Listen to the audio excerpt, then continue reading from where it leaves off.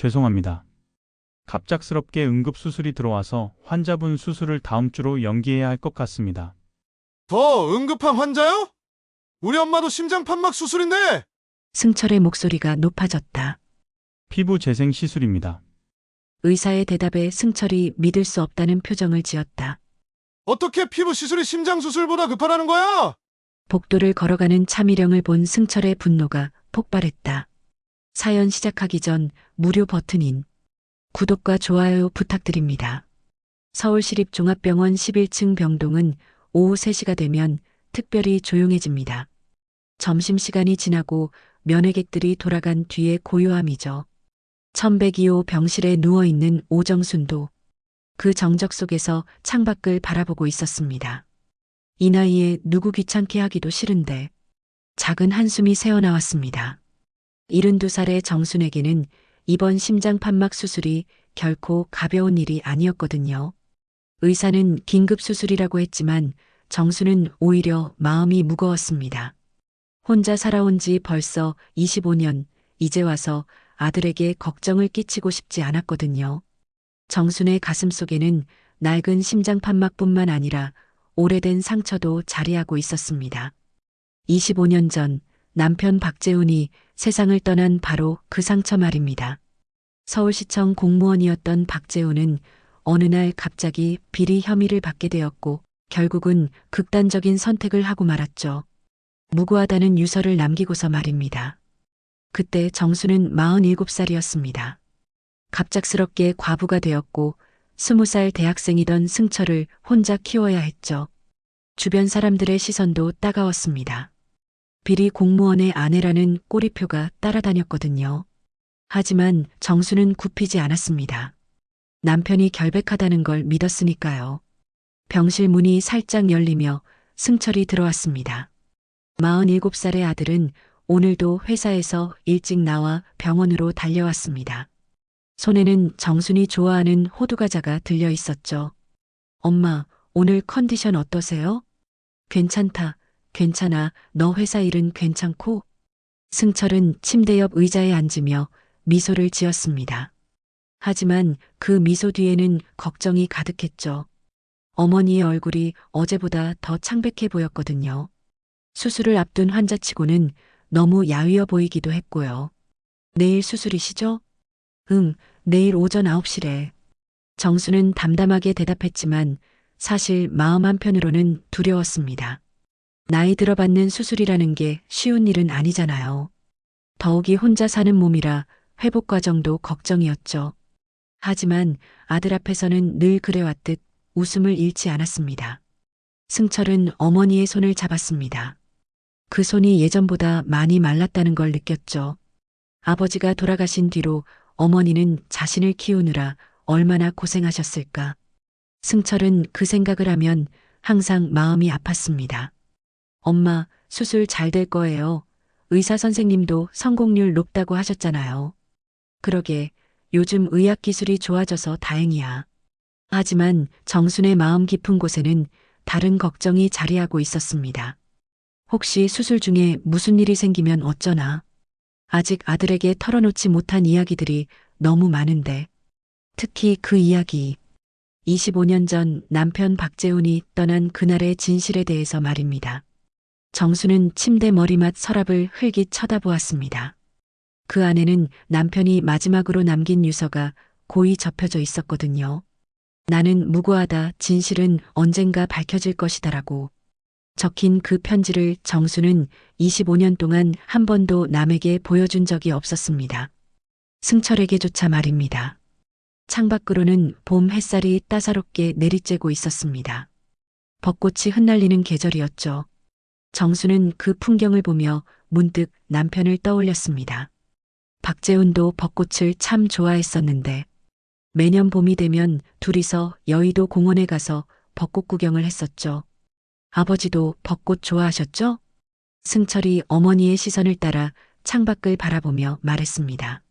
아버지에 대한 기억은 많지 않지만 벚꽃 구경을 함께 갔던 따뜻한 추억만은 또렷하게 남아 있었거든요.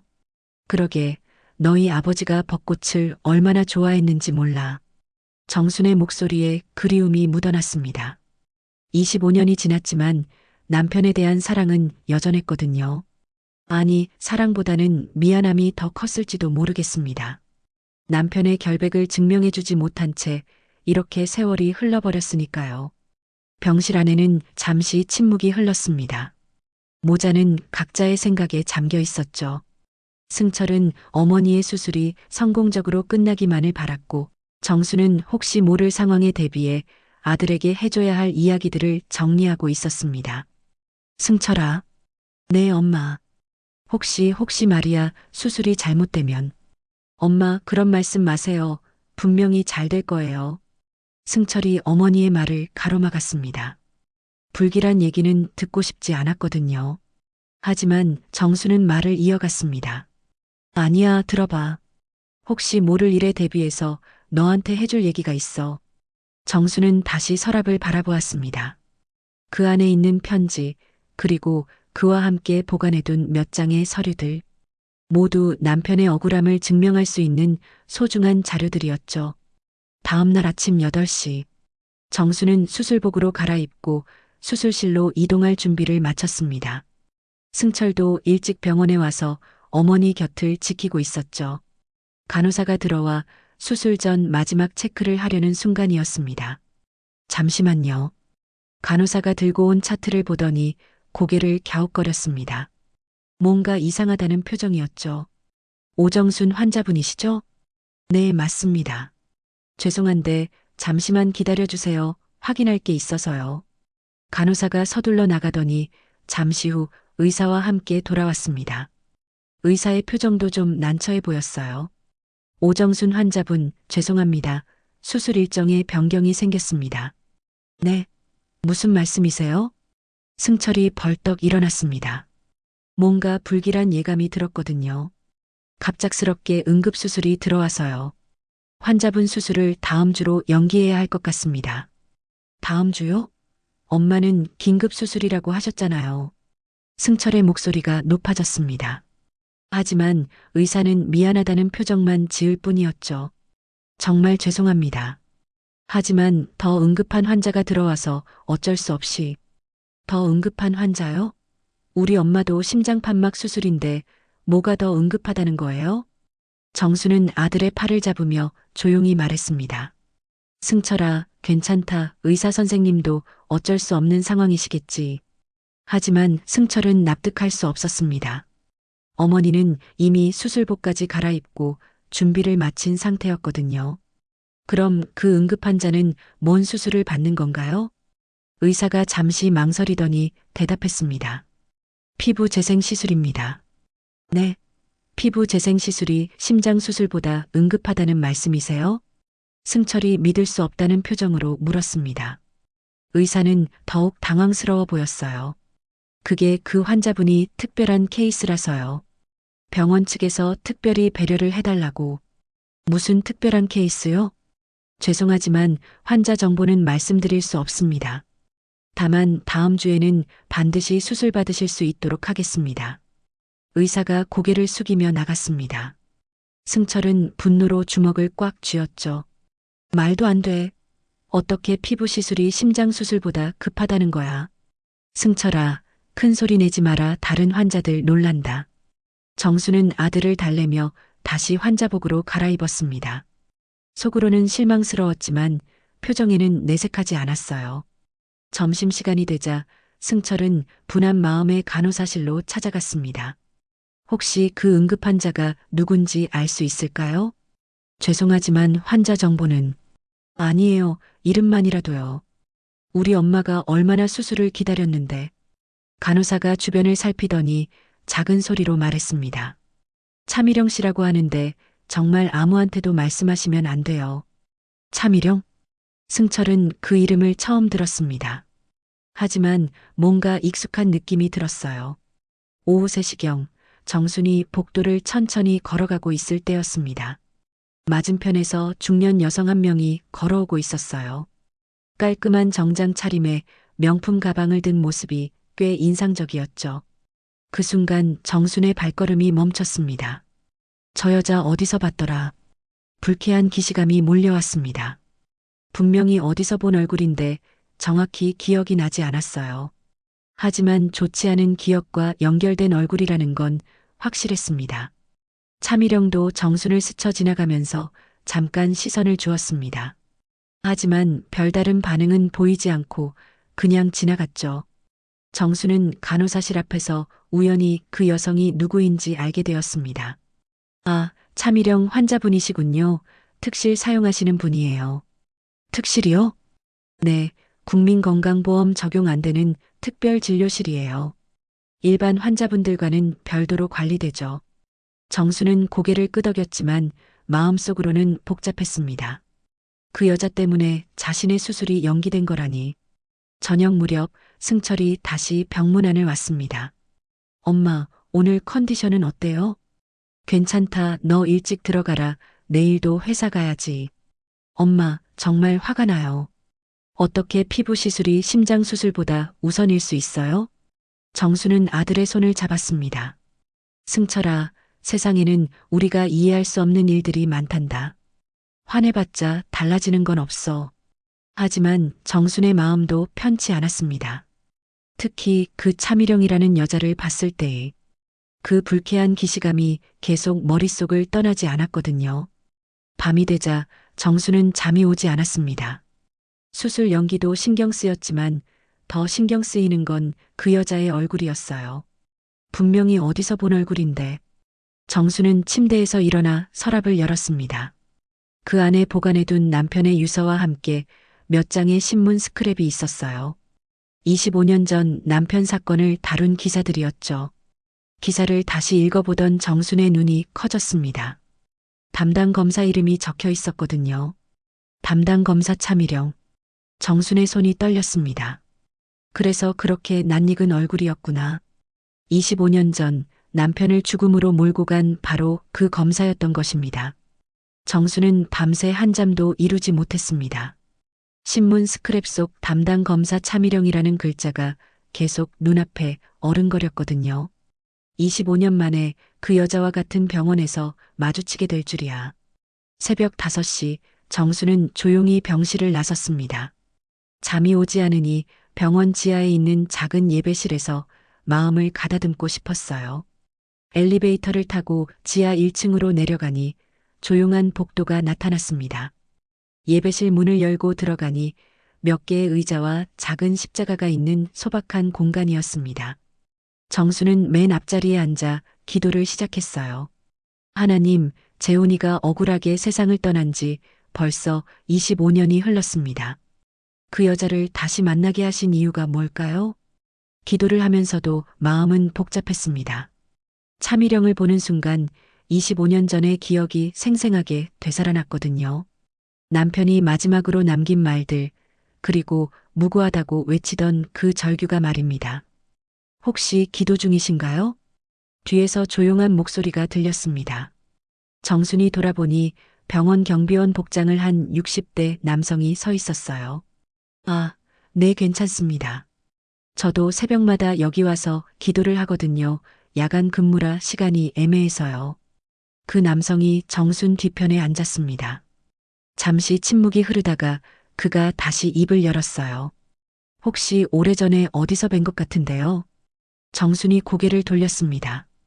희미한 새벽 불빛 속에서도 그 얼굴이 낯익어 보였어요. 저는 오정순입니다. 혹시 구청에 계시던 박재훈 씨 부인 아니신가요? 정순의 심장이 쿵 하고 뛰었습니다. 25년 만에 남편을 기억하는 사람을 만나다니. 어떻게 저희를 아세요? 저는 김영수입니다. 그때 박재훈 씨 사건을 담당했던 형사였어요. 정수는 말문이 막혔습니다. 형사님이셨다고요? 네, 지금은 은퇴해서 여기서 야간 경비 일을 하고 있습니다. 부인께서 지금 입원 중이시군요. 김영수의 목소리에는 미안함이 묻어 있었습니다. 정수는 그 표정을 보며 뭔가 말할 게 있다는 걸 직감했어요. 형사님, 그때 우리 남편 일, 정말 비리를 저질렀던 건가요? 정순이 조심스럽게 물었습니다. 25년 동안 품어왔던 의문이었거든요. 김영수는 잠시 망설이더니 고개를 저었습니다. 솔직히 말씀드리면 그 사건 너무 석연치 않은 부분이 많았습니다. 무슨 말씀이세요? 당시 담당 검사였던 차미령 씨가 모든 자료를 혼자서 관리했어요. 저희 형사들도 제대로 된 조사를 할 수 없었죠. 정순의 눈이 커졌습니다. 차미령이 모든 자료를 독점했다는 얘기였거든요. 그게 무슨, 보통은 검사와 형사가 함께 수사를 진행하는데 그때는 달랐어요. 차미령 검사가 특별수사라며 모든 권한을 가져갔죠. 김영수는 고개를 저으며 계속 말했습니다. 저는 지금도 그때를 생각하면 가슴이 답답해요. 박재훈 씨가 정말 결백했을지도 모르거든요. 정순의 눈에 눈물이 맺혔습니다. 25년 만에 남편의 결백을 말해주는 사람을 만났거든요.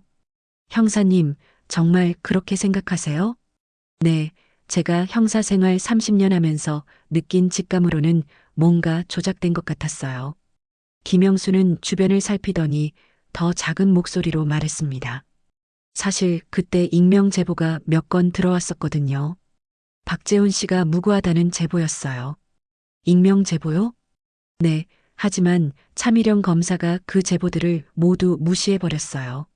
심지어 제보서를 찢어버리기도 했죠. 정수는 충격에 말을 잇지 못했습니다. 남편을 도와줄 수 있는 증거들이 있었는데 차미령이 그걸 막았다는 뜻이었거든요. 그럼 우리 남편은 정말 억울하게 세상을 떠났을 가능성이 높습니다. 김영수의 말에 정수는 주체할 수 없는 분노가 치밀어 올랐습니다. 25년 동안 품어왔던 의혹이 사실일지도 모른다는 생각에 가슴이 터질 것 같았어요. 형사님, 혹시 그때 자료가 남아있나요?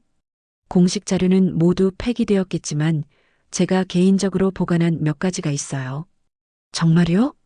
네, 퇴직할 때 가져온 거예요. 언젠가는 진실이 밝혀져야 한다고 생각했거든요. 정수는 김영수의 손을 꼭 잡았습니다. 형사님, 부탁이 있어요. 말씀하세요. 그 자료들을 저에게 보여주실 수 있나요? 남편의 억울함을 풀어주고 싶어요. 김영수는 잠시 생각하더니 고개를 끄덕였습니다. 그럼 내일 밤에 다시 여기서 만나요. 제가 자료를 가져오겠습니다. 고맙습니다. 정말 고맙습니다. 정수는 눈물을 흘리며 고개를 숙였습니다. 25년 만에 희망의 불빛이 보이기 시작했거든요. 그때 예배실 문이 열리며 누군가 들어왔습니다. 정순과 김영수가 돌아보니 차미령이 서 있었어요. 아, 여기 예배실이 있었네요. 차미령은 정순을 보더니 잠깐 멈칫했습니다. 어제 복도에서 스쳐 지나간 그 할머니였거든요. 정순도 차미령을 똑바로 쳐다봤습니다.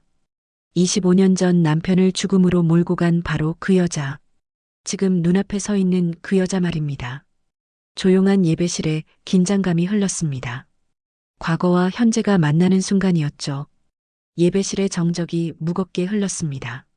차미령은 정순과 김영수를 번갈아 보더니 어색하게 미소를 지었어요. 안녕하세요.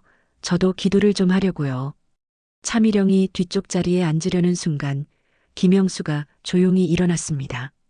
저는 이만 가보겠습니다. 근무 시간이라서요. 김영수는 정순을 바라보며 작은 목소리로 말했습니다. 내일 밤에 다시 뵙죠. 정순이 고개를 끄덕이자 김영수는 예배실을 나갔습니다. 이제 차미령과 정순만 남았죠. 차미령은 정순의 뒷모습을 보며 뭔가 이상하다는 생각을 했습니다. 분명히 어디서 본 듯한 느낌이 드는데 정확히 기억나지 않았어요. 정순은 가슴이 두근거렸습니다. 25년 만에 남편을 죽음으로 몰고 간 그 여자와 같은 공간에 있다니. 하지만 섣불리 말을 꺼낼 수는 없었어요. 아직 확실한 증거가 없었거든요. 몇 분간의 침묵 후 차미령이 먼저 말을 꺼냈습니다. 혹시 입원 환자세요? 네, 심장 수술을 받을 예정이었는데 연기되었어요. 정순의 대답에 차미령이 미안한 표정을 지었습니다. 아, 죄송해요. 제가 급하게 시술을 받게 되어서 다른 분들 일정이 밀렸다고 들었거든요. 괜찮습니다. 정수는 담담하게 대답했지만 속으로는 분노가 끓어올랐습니다. 심장 수술보다 피부 시술이 더 급하다는 게 말이 되나요? 그런데 어떤 시술을 받으시는 건가요? 정순이 조심스럽게 물었습니다. 차미령은 잠시 망설이더니 대답했어요. 피부 재생 시술이에요. 나이가 들면서 관리가 필요해서요. 아, 그렇군요. 정수는 이 여자가 여전히 자신의 외모에만 신경 쓰고 있다는 걸 알 수 있었습니다. 25년 전에도 그랬죠. 법정에서 봤을 때도 완벽한 정장에 흠잡을 데 없는 외모를 자랑했었거든요. 실례지만 연세가 어떻게 되세요? 차미령이 물었습니다. 72살입니다. 아, 저보다 1살 위시네요. 저는 71살이에요. 정수는 마음속으로 계산해 봤습니다. 71살이면 25년 전에 46살이었겠군요. 젊은 검사로서 출세가도를 달리던 시절이었을 거예요. 혹시 어떤 일을 하셨어요? 정순이 조심스럽게 물었습니다. 차미령은 잠시 머뭇거리더니 대답했어요. 공무원이었어요. 법무부에서 일했죠. 아, 그렇군요. 정순의 심장이 더 빨리 뛰었습니다. 법무부라니 검사였다는 걸 확실히 확인한 셈이었죠. 그럼 판사나 검사셨나요? 검사였어요. 지금은 은퇴했지만요. 차미령의 대답에 정수는 주먹을 꽉 쥐었습니다. 바로 그 검사였구나. 혹시 성함이? 차미령입니다. 그 이름을 직접 듣는 순간 정수는 온몸이 떨렸습니다. 25년 동안 잊을 수 없었던 그 이름. 남편의 유서에도 적혀 있던 바로 그 이름이었거든요. 정수는 애써 침착함을 유지하려 했습니다. 하지만 목소리가 약간 떨렸어요. 그러시군요. 검사님이셨다면 많은 사건을 담당하셨을 텐데요. 그렇죠. 30년 동안 일했으니까 정말 많은 사건을 봤어요. 차미령은 자랑스럽다는 듯이 말했습니다. 하지만 정순에게는 그 말이 가시처럼 박혔어요. 혹시 기억에 남는 사건이 있으세요? 워낙 많아서요. 대부분 비슷비슷한 사건들이었어요. 차미령의 무관심한 태도에 정수는 더욱 화가 났습니다. 남편에게는 생과 사를 가르는 중요한 사건이었는데 이 여자에게는 그저 비슷비슷한 사건 중 하나였던 거군요.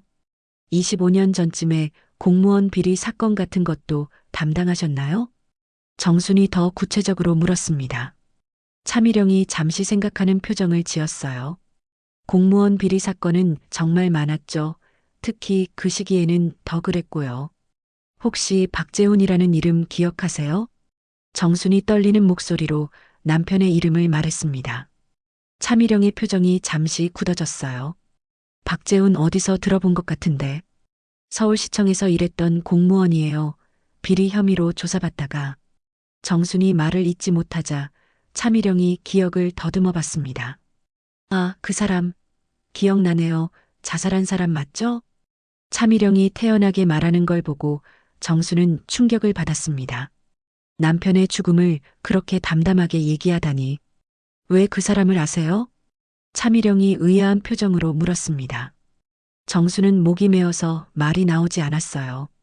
혹시 그 사람과 어떤 관계가 있으세요? 차미령의 질문에 정수는 눈물을 참으며 대답했습니다. 제 남편이었어요. 그 순간 예배실의 공기가 얼어붙었습니다. 차미령의 얼굴이 순간 하얘졌거든요. 남편이요? 네, 박재훈의 아내 오정순입니다. 정순이 똑바로 차미령을 바라보며 말했습니다. 25년 만의 대면이었죠. 차미령은 당황한 기색을 감추지 못했습니다. 25년 전 그 사건의 피해자 가족을 여기서 만나게 될 줄이야. 그러시군요. 차미령이 어색하게 말했습니다. 하지만 미안하다는 말은 하지 않았어요. 정수는 이 여자의 반응을 보며 더욱 확신했습니다. 분명히 뭔가 숨기는 게 있구나. 조용한 예배실에서 두 여자는 서로를 바라봤습니다. 과거의 가해자와 피해자가 다시 만난 순간이었죠. 예배실에서 돌아온 정수는 병실 침대에 누워 있었지만 마음은 전혀 평온하지 않았습니다. 차미령과의 만남이 계속 머릿속을 맴돌았거든요. 그 여자의 태연한 모습, 남편의 죽음을 마치 남의 일처럼 얘기하던 그 차가운 목소리가 귓가에서 떠나지 않았어요. 오전 10시경 승철이 병문안을 왔습니다. 어머니의 얼굴이 어제보다 더 창백해 보였거든요. 엄마 밤에 잠 못 주무셨어요? 응, 좀 그랬다. 정수는 아들에게 차미령과의 만남에 대해 말하고 싶었지만 쉽게 입이 떨어지지 않았습니다. 25년 동안 숨겨왔던 이야기를 어떻게 시작해야 할지 막막했거든요. 엄마, 수술 일정은 언제 나와요? 다음 주 중이라고 하더라. 승철은 여전히 납득할 수 없다는 표정이었습니다. 어머니의 급한 심장 수술을 뒤로 미루고 다른 사람의 피부 시술을 먼저 해준다는 게 말이 안 되거든요. 점심시간이 지난 후 정수는 갑자기 가슴에 심한 통증을 느꼈습니다. 아, 정순이 가슴을 움켜쥐며 신음했습니다. 숨이 가빠오고 식은땀이 흘렀어요.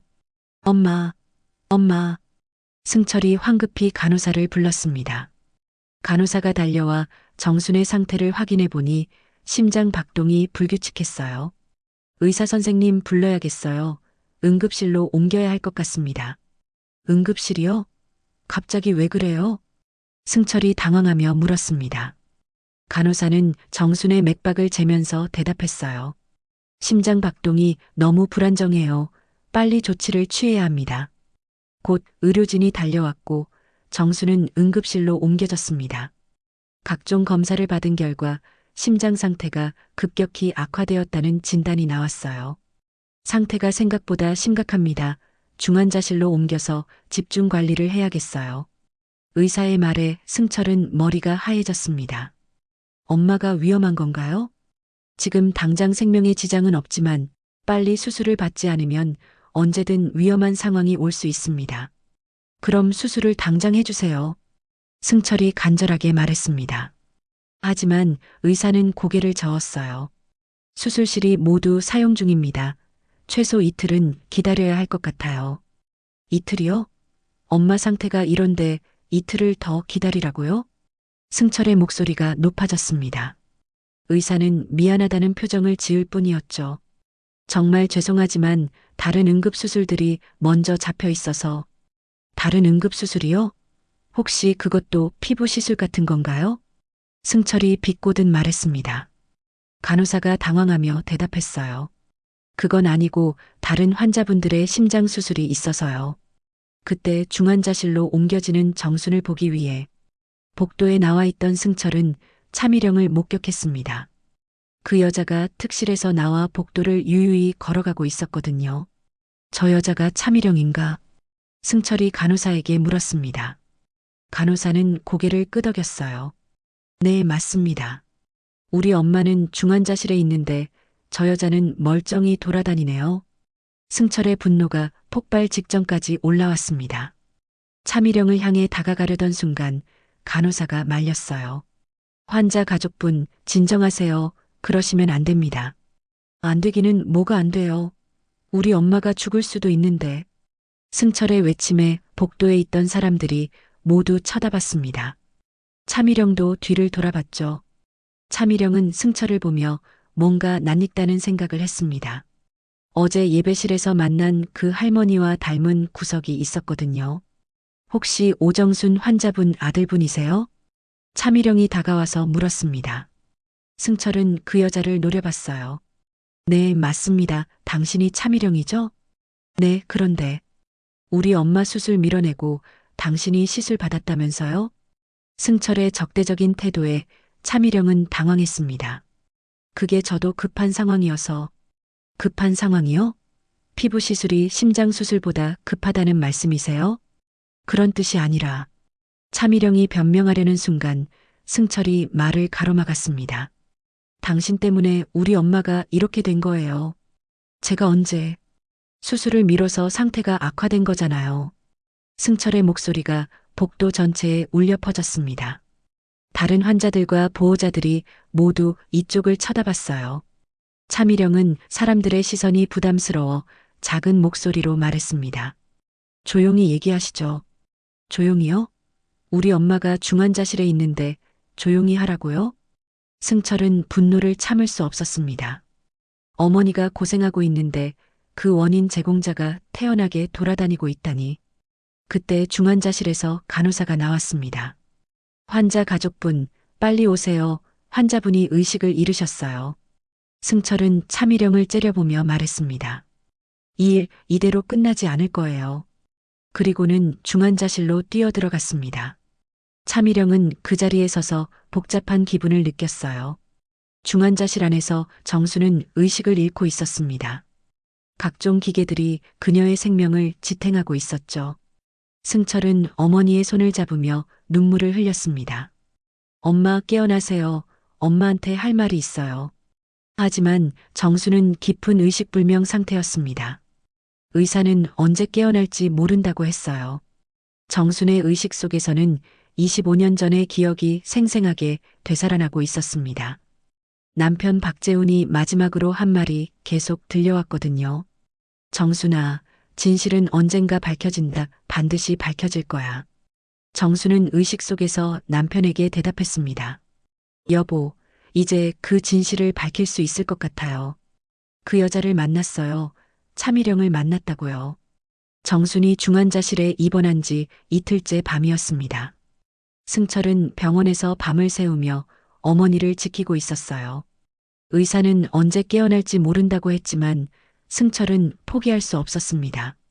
새벽 2시경 중환자실 밖 복도에서 승철은 김영수와 마주쳤습니다. 김영수는 야간 순찰을 돌다가 승철을 발견한 거였어요. 혹시 오정순 환자분 아드님이세요? 네, 맞습니다. 누구시죠?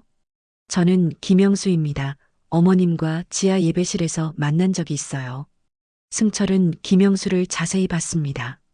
어머니가 예배실에서 누군가를 만났다는 얘기는 들었지만 구체적인 얘기는 하지 않으셨거든요.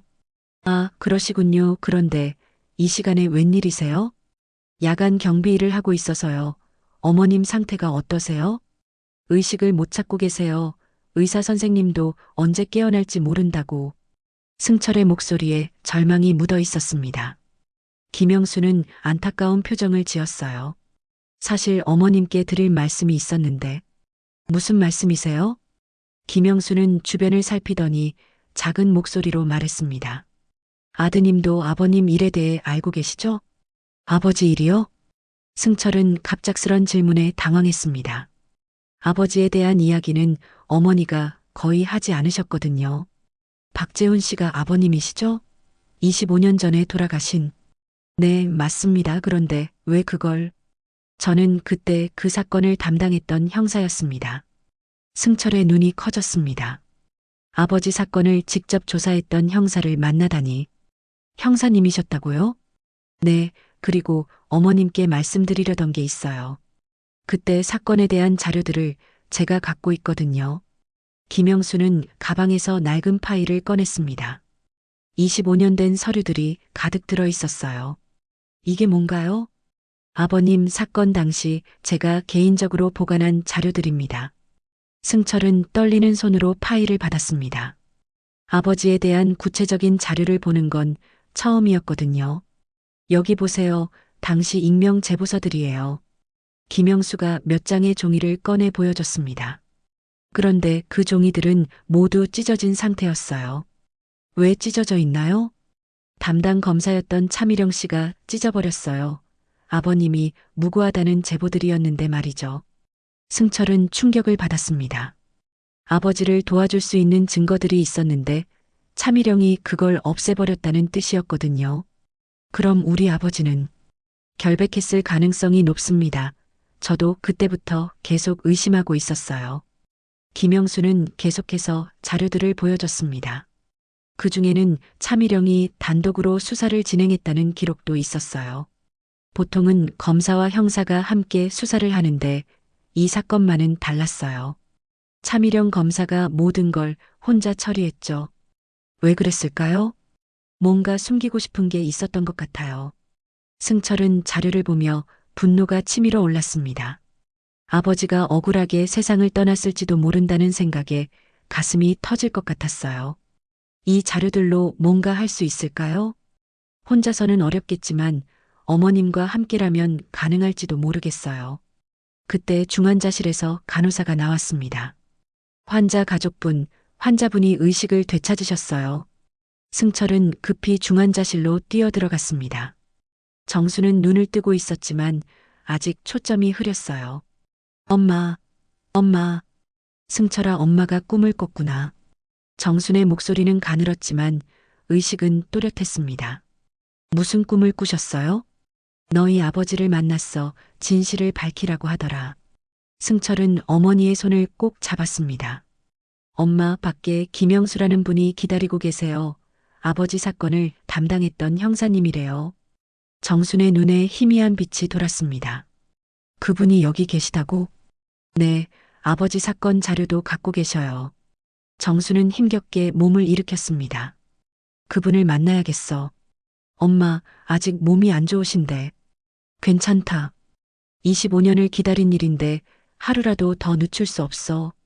잠시 후 김영수가 중환자실로 들어왔습니다. 정순을 보자 깊게 고개를 숙였어요. 정말 죄송합니다. 그때 제가 더 노력했어야 했는데. 아니에요. 형사님 잘못이 아니에요. 정수는 김영수가 가져온 자료들을 하나씩 살펴봤습니다. 찢어진 익명 제보서를 보는 순간 눈물이 났어요. 정말 이런 제보들이 있었나요? 네, 차미령 검사가 모두 무시했어요. 정수는 남편의 유서를 떠올렸습니다. 나는 무고하다라고 적힌 그 글귀가 사실이었구나. 형사님, 이 자료들로 차미령을 상대할 수 있을까요? 쉽지는 않겠지만, 만약 차미령이 실수를 한다면 가능할지도 모르겠어요. 정수는 결심을 굳혔습니다. 25년 만에 찾아온 기회를 놓칠 수 없었어요. 그럼 그 여자와 직접 대면해야겠네요. 엄마, 너무 위험해요. 승철이 만류했지만 정순의 의지는 확고했습니다. 승철아, 너희 아버지의 억울함을 풀어줄 마지막 기회야. 정수는 창밖을 바라봤습니다. 새벽이 밝아오고 있었어요. 25년 만에 진실을 밝힐 수 있는 새로운 하루가 시작되는 거였죠. 정순이 중환자실에서 일반 병실로 옮겨진 지 사흘째 되는 날이었습니다. 의사는 아직 안정을 취해야 한다고 했지만 정순의 마음은 이미 결심을 굳힌 상태였어요. 오늘 저녁 차미령과 마지막 대결을 벌이기로 한 거였죠. 오후 5시 정순은 휠체어에 앉아 지하 예배실로 향했습니다. 승철이 휠체어를 밀어주고 있었고 김영수도 함께 동행했어요. 엄마, 정말 괜찮으세요? 괜찮다. 25년을 기다린 일인데 이제 끝을 봐야지. 정순의 목소리에는 확고한 의지가 담겨 있었습니다. 남편의 유서와 김영수가 가져온 자료들을 모두 준비했어요. 예배실에 도착하자 차미령이 이미 앉아 있었습니다. 정순이 예배실에서 만나자고 했을 때 차미령은 거절할 이유가 없었거든요. 단순히 과거 사건에 대한 사과 정도로 생각했었죠. 어서 오세요. 차미령이 일어나 인사했습니다. 하지만 정순 뒤에 따라온 승철과 김영수를 보고는 표정이 굳어졌어요. 이분들은 왜? 제 아들 승철이고 이분은 김영수 형사님이에요. 정순의 소개에 차미령의 얼굴이 하얘졌습니다. 김영수라는 이름을 들은 순간 25년 전의 기억이 되살아났거든요. 김영수, 그때 그 형사? 네, 맞습니다. 박재훈 씨 사건을 담당했던 김영수입니다. 김영수가 차미령을 똑바로 바라보며 말했습니다. 차미령은 당황한 기색을 감추지 못했어요. 갑자기 왜 이런 자리를? 차미령 씨, 이제 진실을 말할 때가 된 것 같습니다. 정순이 휠체어에서 천천히 일어났습니다. 몸은 약했지만 기세만큼은 당당했어요. 무슨 진실을 말씀하시는 건가요? 차미령이 어색하게 웃으며 물었습니다. 하지만 목소리가 떨리고 있었어요. 정수는 가방에서 남편의 유서를 꺼냈습니다. 25년 동안 소중히 간직해온 그 편지였죠. 이게 우리 남편이 마지막으로 남긴 유서예요. 유서요? 네, 여기에 뭐라고 적혀 있는지 아세요? 정순이 유서를 펼쳐 읽기 시작했습니다. 나는 무고하다. 담당 검사 차미령이 모든 증거를 조작했다. 진실은 언젠가 반드시 밝혀질 것이다. 차미령의 얼굴이 창백해졌습니다. 그런 유서가 존재한다는 걸 몰랐거든요. 그건 근거 없는 주장이에요. 근거 없는 주장이라고요? 김영수가 가방에서 자료들을 꺼냈습니다.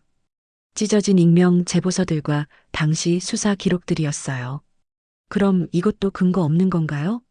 김영수가 찢어진 제보서를 보여주자 차미령은 할 말을 잃었습니다. 이건 어떻게? 당신이 찢어버린 익명 제보서들이에요.